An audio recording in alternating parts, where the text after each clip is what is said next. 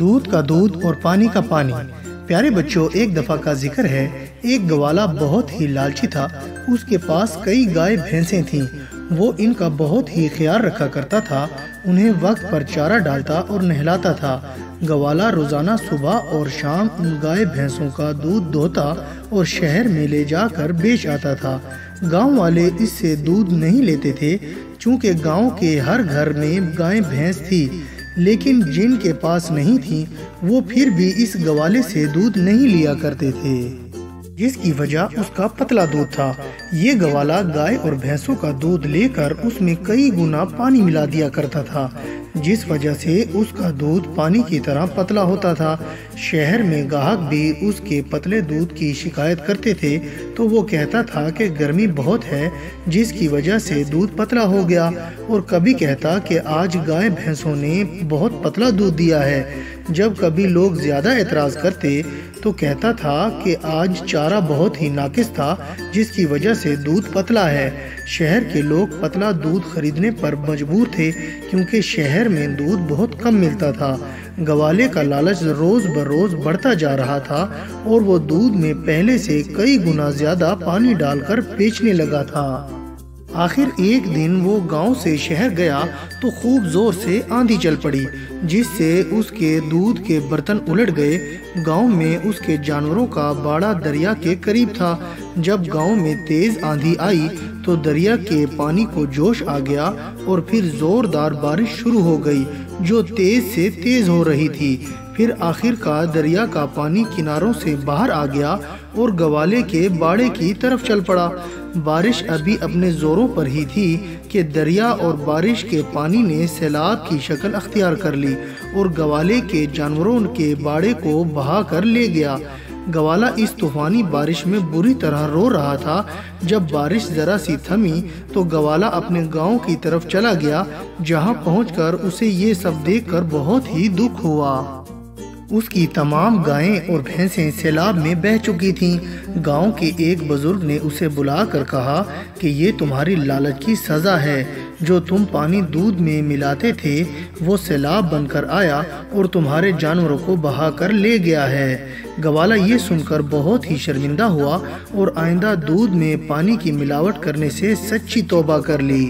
تو پیارے بچوں، اس کہانی سے ہمیں یہ سبق حاصل ہوتا ہے کہ لالچ اور بے ایمانی سے باز رہنا چاہیے، کیونکہ اس سے بہت ہی نقصان ہوتا ہے۔ چالاکی کا انجام۔ پیارے بچوں، ایک دفعہ کا ذکر ہے، ایک بوڑھی عورت کے دو نوکر تھے۔ بوڑھی عورت کی گاؤں میں تھوڑی بہت زرعی زمین تھی جس میں کام کرنے کے لیے اس نے دو نوکر رکھے ہوئے تھے۔ یہ دونوں نوکر زمین میں کھیتی باڑی کرتے تھے۔ اس بوڑھی عورت نے گھر میں ایک مرغا پال رکھا تھا جس کی آواز سن کر وہ صبح سویرے اٹھ جاتی تھی۔ صبح جلدی اٹھنے پر وہ بوڑھی اپنے نوکروں کو بھی اٹھا کر کام پر لگا دیتی تھی اور انہیں رات تک مسلسل کام کرنا پڑتا تھا۔ نوکروں کو صبح سویرے اٹھنا بہت ہی برا لگتا تھا، لیکن مالکن کے جلدی اٹھنے پر ان کو بھی اٹھنا پڑتا تھا۔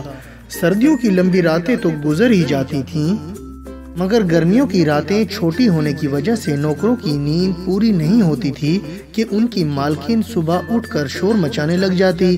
ارے کم بختو، نالائکو، سورج سر پر آ چکا ہے لیکن تم دونوں ابھی تک سوئے ہوئے ہو۔ کیسے سست اور کام چور نوکروں سے پالا پڑ گیا ہے۔ اب جلدی جلدی اٹھو اور کام شروع کر دو، ورنہ ایسی پٹائی کروں گی کہ ساری سستی اور کام چوری بھول جاؤ گے۔ بیچارے نوکر مار سے بچنے کے لیے فوراً چارپائی سے اٹھتے اور ہاتھ منہ دھو کر کھیتوں کی طرف چلے جاتے اور رات تک کام کرتے رہتے تھے۔ بوڑھی عورت کے جلدی اٹھانے کی مصیبت سے چھٹکارا پانے کے لیے انہوں نے کئی بار سوچا، لیکن کوئی ترکیب سمجھ نہ آئی۔ ایک روز ایک نوکر دوسرے نوکر سے کہنے لگا، یہ صبح صبح جلدی اٹھنے کی مصیبت سے جان چھڑانے کے لیے ایک ترکیب میری سمجھ میں آئی ہے۔ ہماری مالکن مرغے کی آواز سن کر صبح جلدی اٹھ جاتی ہے، اس لیے کیوں نہ ہم مرغے کو پکڑ کر ذبح کر لیں اور کھا جائیں۔ نہ رہے گا بانس اور نہ بجے گی بانسری۔ دوسرا نوکر یہ بات سن کر بہت خوش ہوا اور بولا کہ تم نے ساری زندگی میں پہلی مرتبہ کوئی عقل والی بات کی ہے۔ رات کو کھیت میں کام سے فارغ ہو کر وہ دونوں گھر گئے تو کھانا کھا کر چارپائی پر سونے کے لیے لیٹ گئے۔ مگر وہ دونوں منصوبے کے مطابق جاگتے رہے۔ جب ان کی مالکن گہری نیند میں سو گئی تو دونوں اٹھے اور دبے پاؤں چلتے ہوئے مرغے کے پاس جا پہنچے۔ مرغے کو پکڑ کر ذبح کر کے اس کا گوشت بنا کر رکھ لیا۔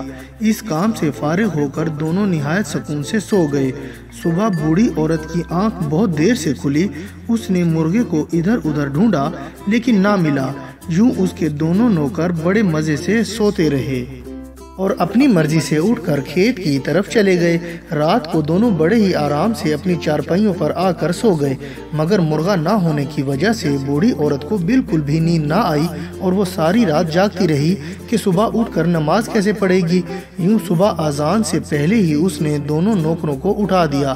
نوکروں نے جلدی اٹھنے پر سستی کی تو بوڑھی عورت نے چھڑی پکڑ لی اور انہیں مارنے کے لیے آگے بڑھی۔ نوکروں نے جب مالکن کو غصے سے اپنی طرف آتے دیکھا تو دونوں ہی ڈر گئے۔ ایک نوکر نے جلدی سے کہا، کاش اگر ہم مرغا ذبح نہ کرتے تو اتنی جلدی اٹھنا تو نہ پڑتا۔ یہ سن کر تو بڑھیا کا غصہ اور بھی بڑھ گیا۔ بس پھر کیا تھا، اس نے دونوں نوکروں کی خوب پٹائی کی اور جلدی کام پر روانہ کر دیا۔ تو پیارے بچوں، اس کہانی سے ہمیں یہ سبق حاصل ہوتا ہے کہ ضرورت سے زیادہ چالاکی اور بدنیتی سے چالاکی کرنا نقصان دہ ثابت ہوتا ہے۔ تو پیارے بچوں، میں امید کرتا ہوں کہ آپ کو میری یہ کہانیاں پسند آئی ہوں گی اور آپ انہیں لائک، شیئر اور کمنٹس بھی کریں گے۔ اور سب سے ضروری بات یہ ہے کہ آپ میرے اس چینل کو سبسکرائب ضرور کریے گا اور اس کے ساتھ ہی بیل یعنی گھنٹی کے آئیکن کو بھی ضرور دبائیے گا۔ اس سے آپ کو میری ہر نئی آنے والی ویڈیوز کا پتہ چلتا رہے گا۔ تو اب میں اجازت چاہتا ہوں، اپنا بہت بہت خیال رکھیے گا۔ خدا حافظ۔